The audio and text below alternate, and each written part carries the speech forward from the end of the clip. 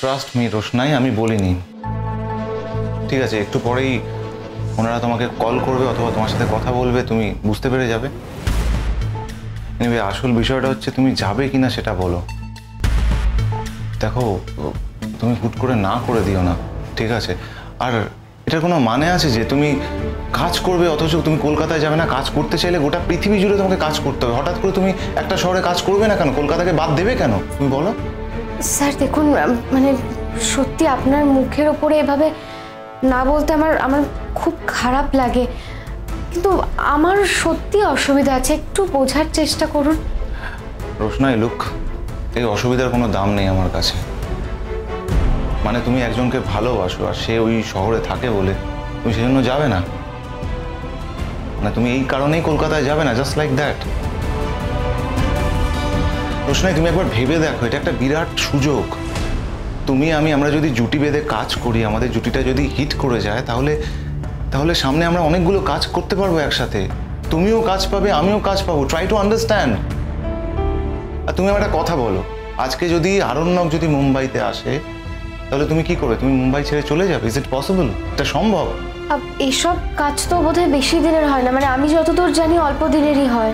Right, একদিন কি দুদিন? একদিন হলে সেদিনই হয়ে যাবে, অর এলস ম্যাক্সিমাম দুদিন। আর কি? ঠিক আছে, আমি আপনার কথা রাখবো, আমি কলকাতা যাব। থ্যাংক ইউ সো মাচ রোশনাই। আমি জানতাম তুমি আমার কথা ফেরাতে পারবে না। এনিওয়ে রোশনাই, এখন তোমার শরীর কেমন আছে? মানে উইক লাগছে না তো? বাড়িতে এত ফল, এত খাবার, এত যত্ন, এরপরেও কি কোনো মানুষ অসুস্থ থাকতে পারে? রোশনাই, এই কথাগুলো বলে আমাকে লজ্জা দিও না প্লিজ। স্যার, প্রত্যেক মুহূর্তে লজ্জা আমি পাচ্ছি। আপনি আমার জন্য এত কিছু করছেন, কিন্তু আমি তার বিনিময়ে আপনার জন্য কিচ্ছু করতে পারছি না, কিচ্ছু না। কিচ্ছু চাই না আমি জোর করে তোমার থেকে কিচ্ছু চাই না, শুধু তোমার বন্ধুত্ব চাই। That's it. বলছি, এবার তো শুটিংয়ে যেতে হবে। যাবে, কিন্তু কেউ তো ডাকতে আসেনি তোমায় এখনো। হ্যাঁ, গিয়ে দেখি ওখানে কি হচ্ছে, মানে অন্যদের শ্যুটটা একটু দেখে নেব আমি। তা যেতেই পারো। আচ্ছা, তাহলে কলকাতার বিষয়টা আমি ফাইনাল করে দিচ্ছি। ওরা কল করলে হ্যাঁ বলে দিচ্ছি। সেক্ষেত্রে কিন্তু আমাদের 1-2 দিনের মধ্যে যেতে হতে পারে। আপনি যখন বলছেন আমি যাব, আপনার বন্ধুত্বের অনারে আমি নিশ্চয়ই যাব। থ্যাংক ইউ সো মাচ রোশনাই।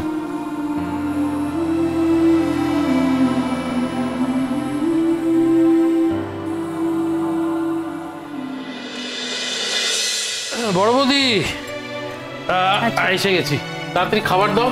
ওর প্রচন্ড খিদে পেয়েছে, বলছিল বাইরে কোথাও খাবে। আমি বললাম বাইরে কেন খাবে, বাড়িতে এত বড় আয়োজন, চলো বাড়ি গিয়ে খাওয়াবো। এ কি লালন, তুমি খেতে খেতে উঠে পড়েছো কেন? অর্ধেকও তো খাওনি। আমার পেট ভরে গেছে। কি ব্যাপার বড়টা, কোনো সমস্যা?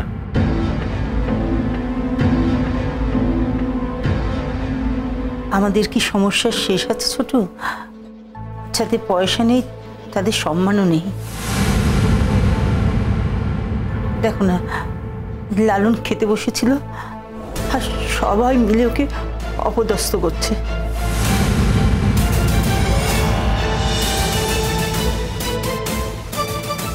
কে করেছে? ছোটু, আমরা করেছি, কিন্তু অপদস্থ নয় ছোটু, আমরা এমনি তামাশা করেছি। সবাই এখানে বলছে যে আমরা নাকি অপদস্থ করেছি। সরি মিষ্টু, তামাশা আর অপমানের মধ্যে পার্থক্যটা বোঝার মতো বয়স কিন্তু আমার হয়েছে। খুব অসভ্যবে খাচ্ছে বলে খোটা দিচ্ছে, বলছে ভালো মন্দ খেতে পায় না তাই খাও খাও এইসব বলছে, জানো? ছি ছি ছি মিষ্টু, এই স্বভাবগুলো এবার ত্যাগ কর।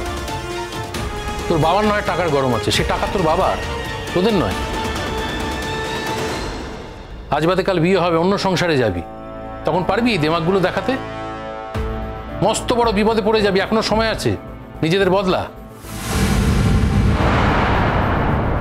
লালন, তুমি এখান থেকে না খেয়ে কোথাও যাবে না। তুমি না খেলে আমরা কেউ খাবো না, এটা জেনে রেখো। আর আজকে এই খাবারটা আমাদের বড়দা খাওয়াচ্ছে, আজ তুমি যদি না খেয়ে উঠে যাও, সেটা বড়দা বড় বৌদি দুজনকে অপমান করা হবে। বসো।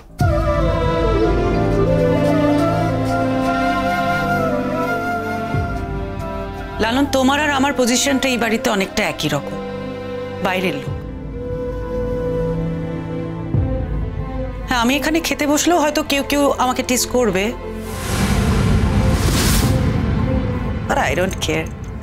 আমি তো খেতে বসছি। বড় বৌদি, আমার খুব খিদে পেয়েছে, তাড়াতাড়ি খেতে দাও। তুমিও বসে পড়ো লালন। আমি এক্ষুনি দিচ্ছি, তুমি বসো তো। মাধবী, দেখো না তুমি যদি লালনকে খাওয়াতে পারো। খাওয়াতে পারবো না মানে? বড় বৌদি 100 বার লালন খাবে।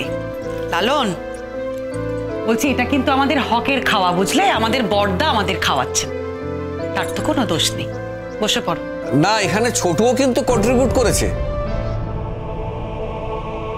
আরে বড়দা, এইসবগুলো বলো না, আমার লজ্জা করে। আমি সামান্য দিয়েছি তোমাকে, সেটা বলার কি আছে? তুমি না থাকলে আমাদের কি হতো, বুঝলে লালন? আজকে এই বাড়ির সকলের যে লপচাপানিগুলো দেখছো, এর পেছনে টোটাল কন্ট্রিবিউশনটা আমার বড়দার। আমার বড়দা সারা জীবন যে স্ট্রাগলটা করেছে, যে ত্যাগটা করেছে,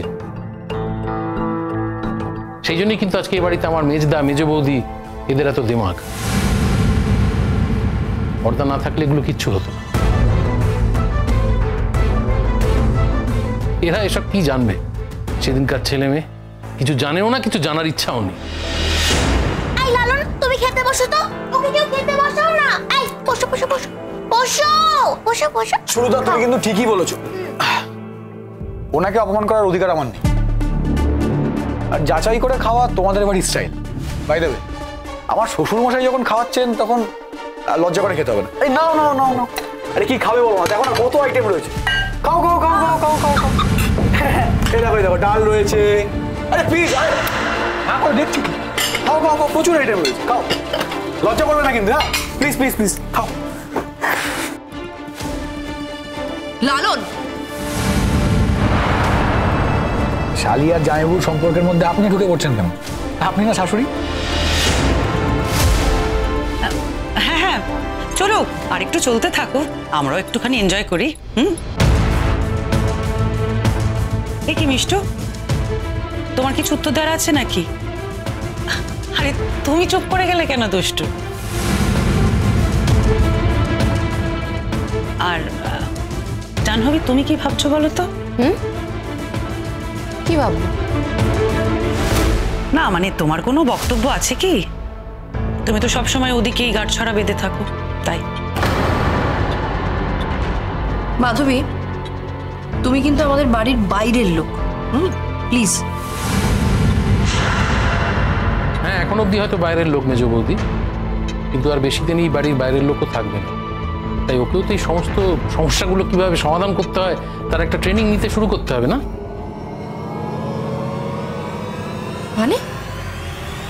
মানেটা আমার ধারণা তুমি খুব ভালো করে বোঝো মেজ বৌদি। আর কয়েকদিনের মধ্যে আমার সাথে মাধবীলতার বিয়ে হবে।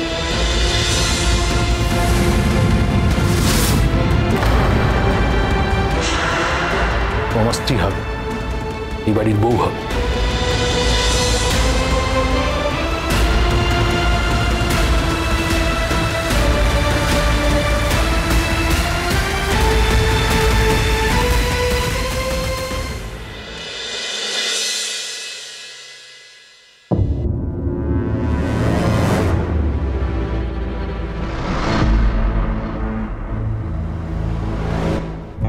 আরণ্যক, তোমাকে এখন আমাদের সবার সামনে স্ট্যাম্প পেপারটা সাইন করতে হবে।